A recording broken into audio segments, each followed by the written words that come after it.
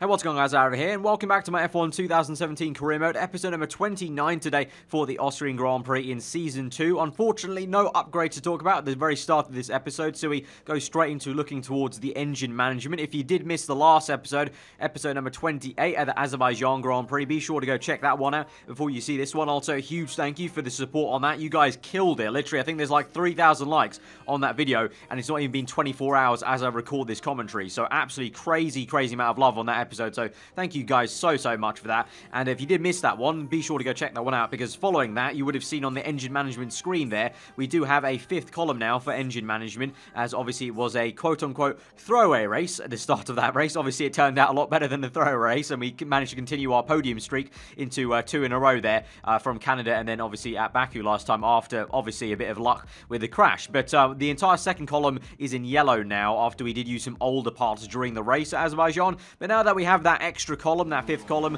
I mean, I'm feeling a little bit easier, but we still need to do a decent job at managing that engine, and it definitely does look like the Renault car in general, compared to the Toro Rosso, it does feel like it definitely did wear out a little bit more, actually. And so in hindsight, it's actually a really good thing that we're doing this shortcut still. We're committed to do that shortcut of basically doing the internal combustion engine upgrades and then going towards that engine power, which hopefully, fingers crossed, we could get kind of working on by the end of this episode, because I think we could get enough points from the practice programs and then doing quali and the race to potentially get enough 500 points to finally get that last upgrade on the durability for the internal combustion tree, R&D tree, the durability part of it. So just going through practice there, pretty calm stuff apart from here, just a little spin into turn 1, but getting the practice in, that's what practice is for, so I need to watch out for that during the race. Hopefully the throttle doesn't slip here. In terms of weather though, doesn't look like there's going to be any rain forecast, thankfully, actually, for the entirety of quali and the race. I mean, I say thankfully, last time, you know, obviously that benefited us quite greatly, but I kind of want to see how we go in a dry Austria, and through practice I was feeling very confident. I think we can do really well in qualifying,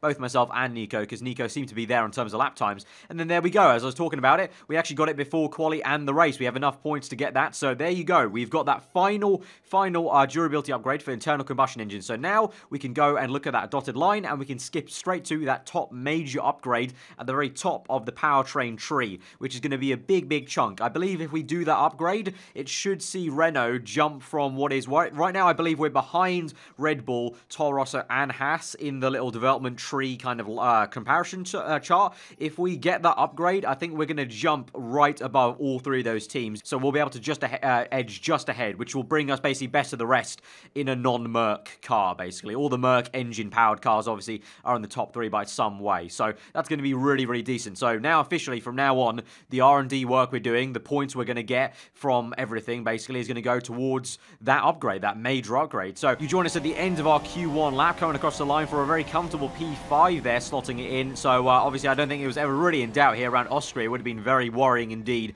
if it was a struggle to get out of Q1, and the same can be said for Nico there in P12, very comfortable. Hopefully he can improve a little bit into this next session as we cut on into the middle of our flying lap here in the middle sector. Always a very tricky sector here, especially this part, kind of trying to spot a brake zone for the left-hander, but just chucking it in kind of blind, getting a little bit wide here, so definitely a place I can maybe improve on maybe a second flying lap, or just going into that Q3 lap if we do get in, that is, as we open the DRS onto the last corner across the line right now, and we don't know what kind of lap time that is, but it's not good enough because we're into P14 at the moment, so we do have to go for a second flying lap, lock up a little bit as we go into the end of sector 1, but generally still gaining a bit of time there, actually, because I maybe took it a bit too cautiously on the first flying lap. So we will have another chance to basically rectify that kind of iffy kind of middle sector we had, going a little bit wide on the apex of this upcoming left-hander, and generally you can see the entire time gaining time on the top right there. You can see the delta time just gaining chunks and chunks as we come across the line then for the second time in the Q2 session. It is thankfully going to be across the line for P7 there. But unfortunately our teammate Nico Hulkenberg not into Q3. He's down in P14 along with Lance Stroll there, you can see, and Massa right behind me in P8. So stark contrast for 2 sides of the garage there in Renault and Williams, and also Force India really, as Sergio Perez able to make it through as well. So you can see the kind of classic 2017 almost there. You always have, we've seen in the real life season so far, there's always been one guy who's a lot stronger than the other, and the 2017 cars now, with the amount of downforce they have, there's no room to hide really with these cars anymore. If you're good, you show it. If you're not, you're going to get kind of caught out a little bit. So teammates underperforming there slightly for a lot of midfield teams. Anyway, we move into the heart of our Q3 lap time, actually towards the end I should say, through the final corner really. We got it a little bit wrong into turn 1, and so this may not actually end up being a great lap time. Generally didn't feel amazing, interesting, as we come across the line, it is only P10. I don't know exactly what the lap times were. I can't remember from Q2, but that may even be slower than our Q2 lap time. But a lot of people improving, obviously the top guys really flexing their muscles around Austria, using their good chassis and downforce. But P10, we still, can't be too disappointed considering Hulkenberg is in P14. So we'll see what we can do. Obviously no rain forecast, so we can't kind of count on any luck like Season 1. But let's just go out there and see how hard we can push these AI cars around Austria. As the drivers complete their preparations down below us on the grid, one man who's no stranger to the pre-race pressure is Anthony Davidson, who joins me in the commentary box today. Great to have you with us, Ant. I'm sure you can tell us all about what goes through a driver's head before lights out. But from the moment qualifying's over, you start to feel the adrenaline in your body build up and the buzz in your stomach as you anticipate the run down into turn 1. It's all a bit like going into battle. And the unknown situation makes you nervous. Those pre-race nerves are a good thing. The day you don't have them means that you don't care anymore. And of course, you have to make sure that all the procedures are second nature to you, so that they're not taking up too much of your capacity. We're almost ready to go then, and this is what the starting grid looks like for today's race. Lewis Hamilton lines up on pole position, and Valtteri Bottas will line up alongside. Looking down the rest of the grid, we have Vettel, Raikkonen, Daniel Ricciardo, and Verstappen, Massa, Perez, Grosjean, and a Renault, Ocon, Sainz, Daniel Kvyat, and Hulkenberg, Stroll, Magnussen, Fernando Alonso, and Stoffel van Dorn, Wehrlein, and Marcus Ericsson rounds off the grid. Now it's almost time to lights out, so let's go down to the track. So here we are lining up in the grid under a very sunny Austrian Grand Prix at the moment, although when we move to the indicator, a little bit of a lie actually. There is going to be one small speck of rain perhaps right at the end of this race. You can see the session forecast there, one icon with one droplet, which if that was 2 icons that would suggest that's an inters period, but because it's 1 icon, that's going to be very tricky. There may be literally 1 or 2 laps maybe at the end of this race where we go to intermediate, but you can see the strategy is going to be a 2-stop today because of course we have to use the ultra soft set we used in Q2. So we have to start on that tyre, and because of that, we're kind of constrained to having to do minimum a 2-stop and then either move that to a 3-stop. Obviously, some guys behind us who don't have to start on the ultra soft tyres may even try a 1-stop because the soft tyre is available. The soft tyre does go quite far in this Grand Prix, so we'll have to watch out for that and kind of basically hope that the pace that we showed in Q2 to get into Q3 kind of comes to us during the race. But once again, going to fuel up a little bit more because using the rich mix during the race has really worked out for us very, very well indeed. So here we go to 5 red lights to the Austrian Grand Prix, round number 9 of the season. 5 red lights are out and we're underway. Had to wait a little bit of an age there for the lights to go out, but we're finally underway here, and we're going to try and see what we can do down the inside maybe of Grosjean and the Force India of Sergio Perez, locking up a tan. Everyone runs wide. The 2 Red Bulls, most importantly, run wide with Ricciardo able to keep ahead of Massa for now, but Verstappen completely lost the back end there, so we're going to slipstream Daniel Ricciardo though. He's going slowly. I believe Massa may be on his inside, so we're going to make it 3 wide momentarily here. It's going to be a very tight squeeze. We're down the inside of both of them. Ricciardo's front left tyre, or front right tyre I should say, is locked up onto my left tyre. We've just about managed to make it through. We're side by side down the back straight here on towards the heart of sector 2, sparking away to the inside very aggressively. Massa there tried to have a look down our inside, but thankfully we swoop across the racing line and cut off both of them, and so we're up into P5. And as we look behind us, Massa and Ricciardo have a little bit of a scrap there, and I wonder who's going to come out on top. I think Ricciardo may just have that with the downforce of that Red Bull. Yes, he does. So we move swiftly on to the beginning of lap 2, and as we climb up back up this hill this time round,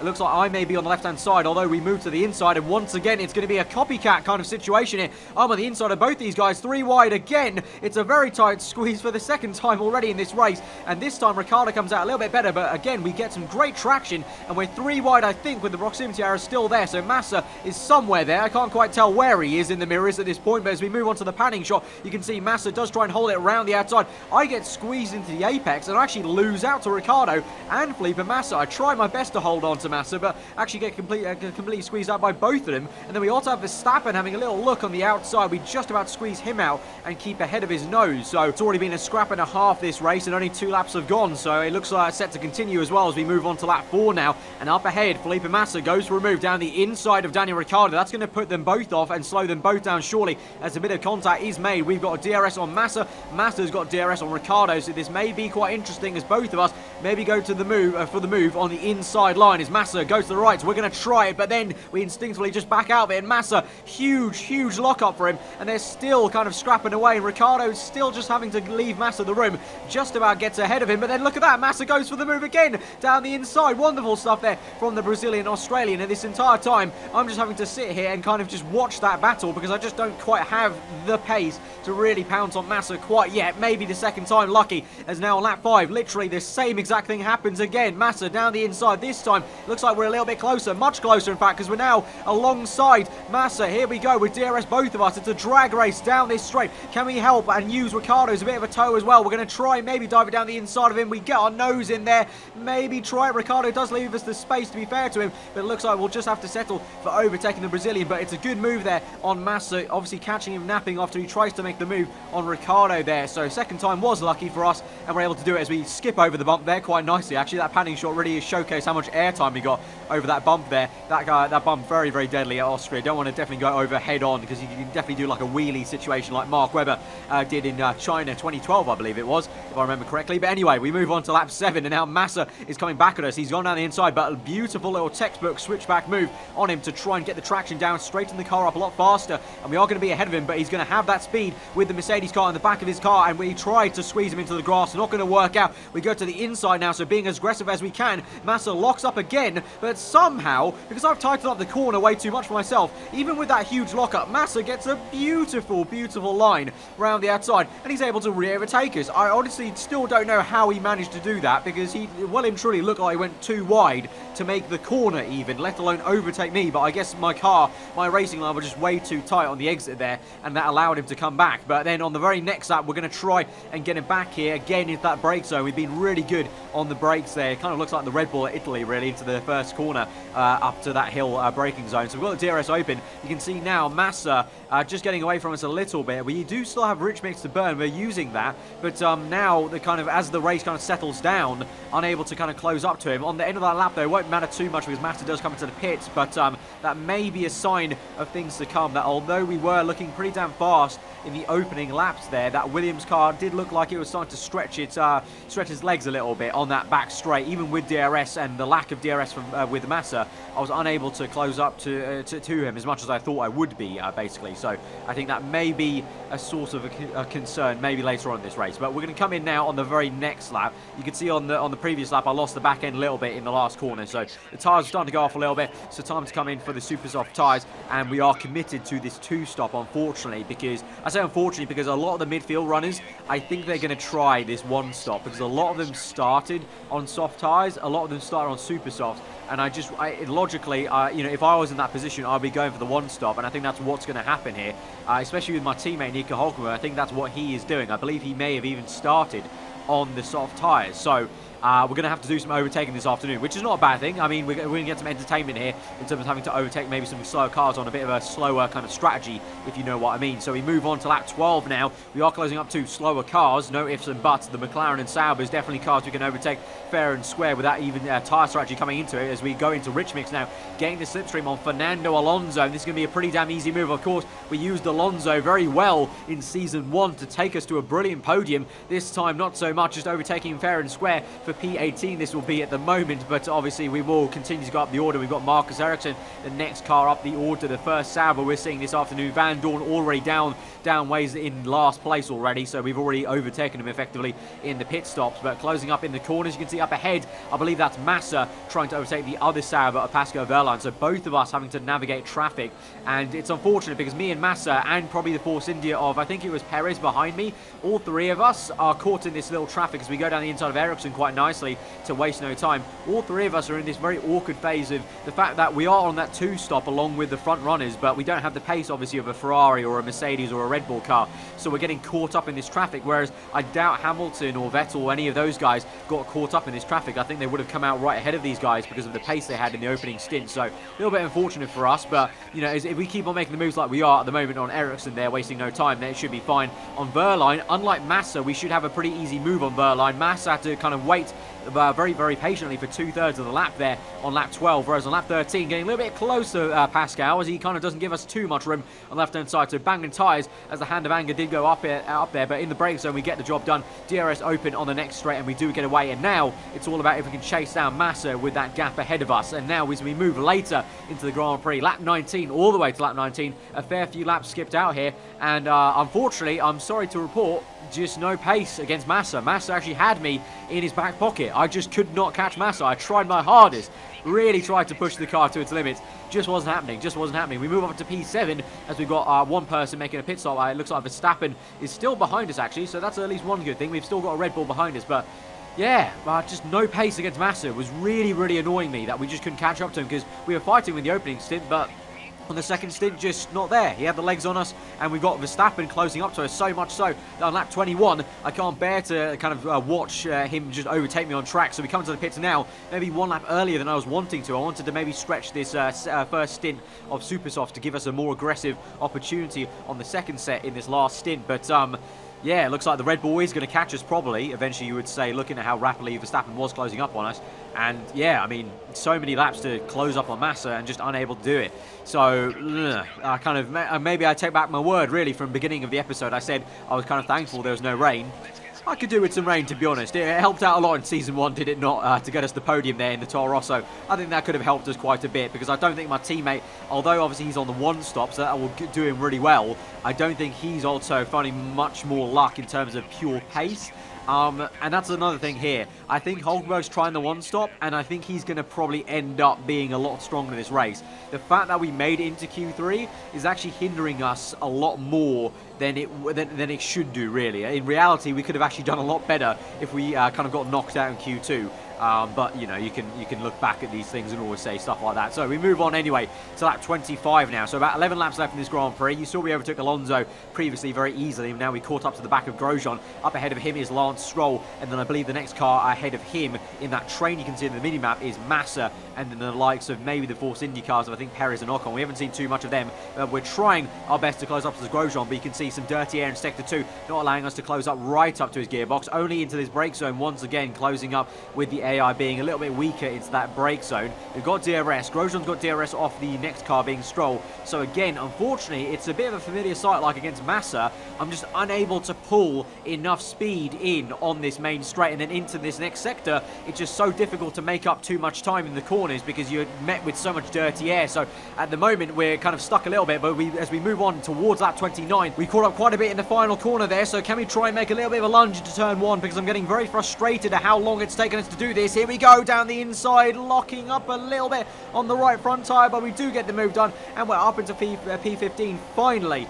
Finally, good riddance, Grosjean, good riddance. I really was getting genuinely pissed off looking at the back of that Haas for so many laps there, and just not being able to have the pace basically down this straight that we're coming onto now, whereas everywhere else around the lap I was much faster than Grosjean. So finally got that through the final corner, got enough speed there, and we're going to try and do the same thing to Lance Stroll here, pouncing down his inside. This time Stroll, we're a little bit further than we were to Grosjean, but Stroll just caught napping, looking at the back of Magnussen there, and basically just didn't look like he even knew I was coming, so just made a very easy pounce down the inside. Did get it a little bit wrong on the back end there, but managed to control it, and now we're onto the back of Kevin Magnussen, lap 31, so now this is becoming a bit of an overtaking montage now, and that we got past the mobile chicane of Romain Grosjean. We're going to catch up to his teammate now, Kevin Magnussen, who's in the slipstream, to be fair, of the Force India, but we've got the speed there down the inside, very easy into the braking. We have to leave him a bit of space though on the inside. You can see in the mirror he's still there just about. We open DRS to try and pull away, but he's got this speed with the Ferrari engine in the back helping him along, and he's got DRS as well because he would have got it off the Force India.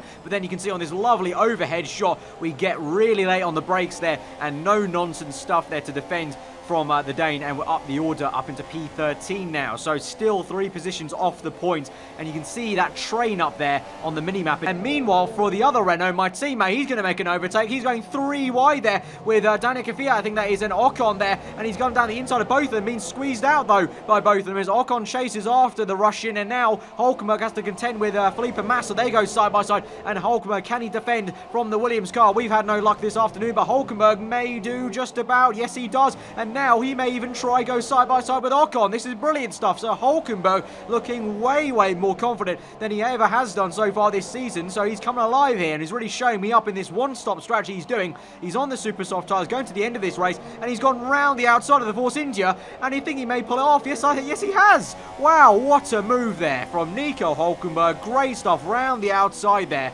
Very tricky to do, especially in these conditions now, because you can see it is overcast now, and I mentioned as I overtook Perez that he is getting a tad slippery here. There are a few droplets coming down now as we go to only about 4 laps left in this Grand Prix, so that may be helping conditions. You can see we are closing up to this train. At the back of it is Felipe Massa, and at the tail on the top end of it is that Russian Danke Fiat, I think, and then ahead of them is Sainz in a bit of his own world. So the 2 Toro Rosso cars going pretty damn well here around Austria. So no, maybe a sign from season 1 that car was pretty damn decent around here, at least around Austria.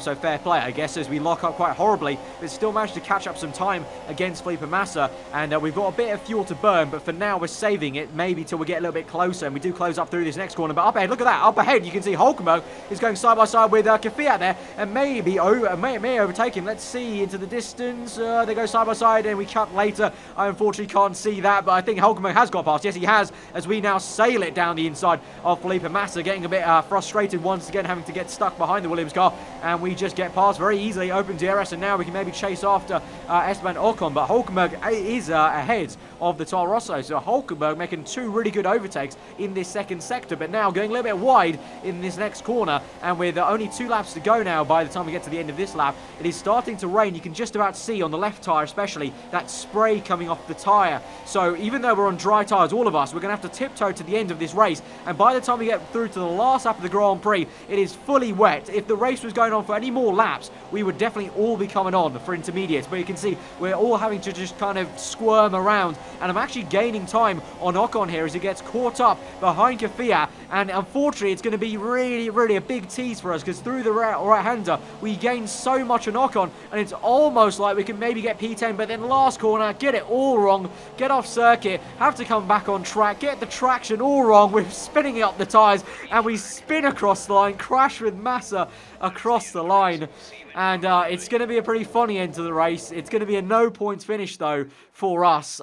Even without the rain, it would have been tricky, to be honest, to get points, because who knows if we would have been able to overtake Ocon, but frustrating race for the strategy, at least. In terms of our pace, I think we actually had some decent pace there. You know, overtaking the Williams car at the end was good. You know, once we got past Grosjean, it was a bit of an overtake montage, like I said. But, you know, equally, just as I said, with the strategy, with the 1-stop for Hulkenberg working out a lot better than my 2-stop, yeah, kind of almost wishing that I'd not got into Q3, because if we did indeed start on the soft tyre or the super softs, you know, Hulkenberg got P8, I think it was. I reckon I could have got maybe P6, at least, maybe P7, because you saw, I think Verstappen was down the order. I think he finished, oh no, he did actually jump us in the end. So maybe we could have at least got P7 there. You would have liked to thought, best of the rest, basically, if we were on a 1-stop. You can see there are so many 1-stoppers that jumped ahead of me and Massa, so yeah, kind of ruining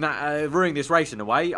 So yeah, all in all, a little bit frustrating, and even more so because Red Bull Racing, with that pretty decent kind of, you know, both high points finish, have managed to overtake us once again. So Renault back down to 4th place, and Red Bull back up into 3rd. So I've said it before, I'll say it again. It's looking like a really quite big scrap here for 3rd place here, because as much as Red Bull maybe think they've got us in their back pocket and kind of don't count us as a real rival, I'm fully looking to try and upset them and you know, kind of shake the boat a little bit in terms of that 3rd place not being so comfortable for them. But in the end, we do get a core competency anyway of getting the first driver bonus finally. So we now will get the bonuses, extra R&D points, which will be good, obviously, as we're going for that 1,500 points for the powertrain upgrade that we've got the shortcut of. But either way, guys, still a very entertaining race nonetheless, although a little bit frustrating. So smash the like button, guys, if you have enjoyed that race. Let me know what you thought in the comments below. And, you know, then do get subscribed for weekly Formula 1 content. I've been aarava. Hope you enjoyed the rest of your day, guys, and I'll see you guys next time. Goodbye.